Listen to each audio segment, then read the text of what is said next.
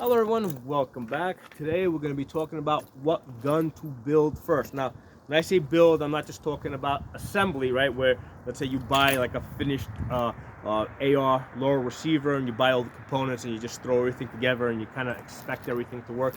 I'm talking about building in terms of you actually, you're getting an 80% frame and you're completing it. Okay, so completing an 80% AR receiver is a little bit on the really hard side, so that's definitely not where I recommend you start. I definitely recommend that you go with the Polymer 80 Glock frames, I've got a couple here. I got G17, G19, G26, and I'm going to say definitely go with the G17 or the G19. Okay. Now, as far as which one should you do, a G17 or a G19? Here's the thing: if you already have a factory Glock 17, then you should build a Polymer 80 G17. Or if you already have a factory Glock G19, then you should do a Polymer 80 G19. Because this way, if you have a factory, once you build out your frame and you install the lower, all the lower parts, you can take your factory Glock slide, put it on here, and test it out to make sure that you got a good frame. Because if you're building a gun and you don't have a good slide to put on it that works, then it can become a little bit difficult. You don't know if there's a problem with your frame or a problem with your slide. At least if you take a slide off of a gun that already works and you put it on your frame, you can isolate the problem to like 50%. You can say, okay, I know the slide's good, so I know that the problem is someplace with the frame. Okay, so that's going to be like the starting point, right, of me deciding or me recommending what gun you should build first. It should be one of these Polymer 80 pistols, these Polymer 80 Glock pistols, just because there's a lot of information out there. Now, speaking of information, if you're watching this video on the Safa channel, it's only going to be up for about 24 hours, right? Because that channel already has 2 strikes on it. If I get another strike, they're going to shut it down. So it's only going to be up on the Safa channel for about 24 hours. I'm going to put it on the new channel, Absolute Guns. That's a clean channel. It doesn't have any strikes. I mean, it doesn't have a whole lot of videos, I think, because I just set it up like a week or 2 ago.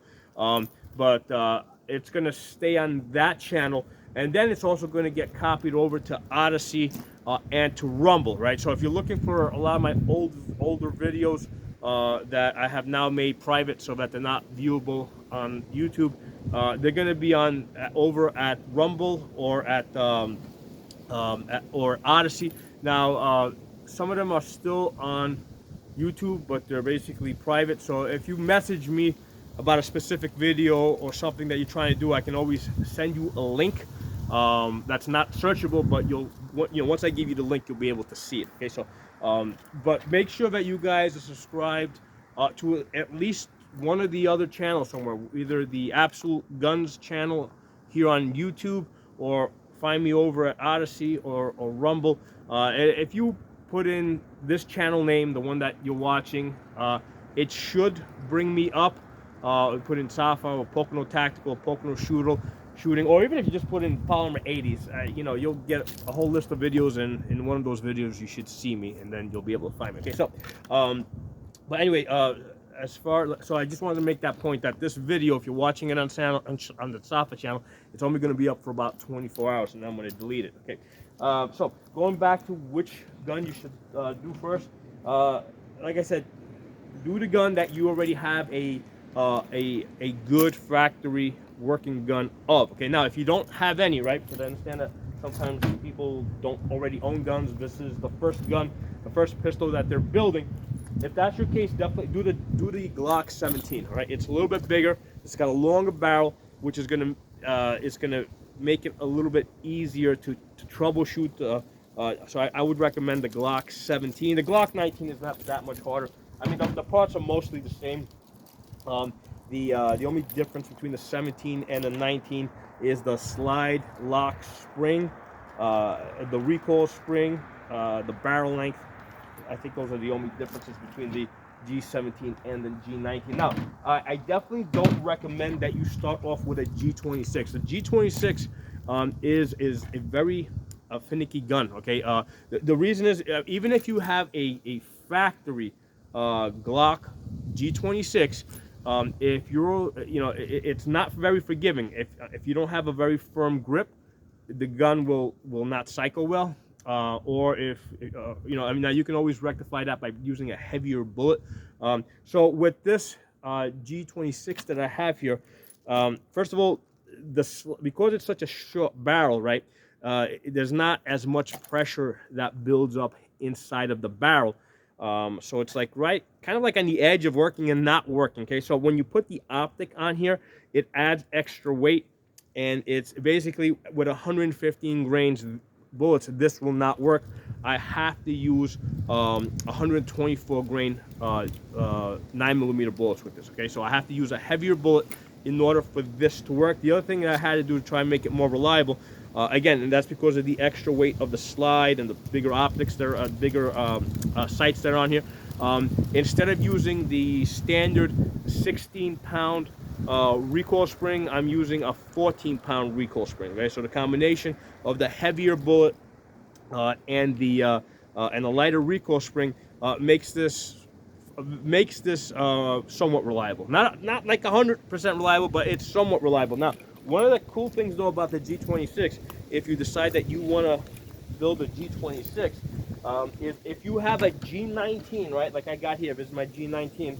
Okay, the G19 slide. Get this off. There you go. The G19 slide will fit on your G26 frame.